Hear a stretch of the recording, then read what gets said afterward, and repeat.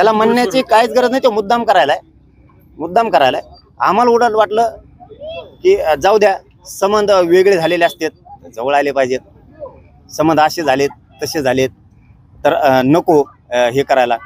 म्हणतात ना ते गुन्हे मागं घेतो, ते म्हणतात ना ते आम्ही गॅजेट लावतो, ते म्हणतायत ना की आम्ही नोंदी शोधतो, समिती देतो. चला ना, आपल्याला समाजाला द्यायचं. ताठवून धरून उपयोग नाही, आपण समाजाला दिलं पाहिजे. मला बदनाम करायसाठी एखादेच पाहुणरावळे घेतले असतील त्यांनी मुद्दा, असंही केलं असेल. मी कुठं गठत नाही म्हणून, म्हणजे मी एखादा मुद्दा उठू नये म्हणून म्हणायचं. मग पाहुण्यासाठी आता मुद्दा उचलायला लागलाय. आणि पाहुणे 2 वर्ष काय पाहुणेच होते काय आपले? हे एखाद्या वेळेस षडयंत्र असू शकते त्याच्यात. मग बोलती बंद करायसाठी की मग लोक म्हणणार त्याचा पाहुणा आहे म्हणून बोलतोय का काय.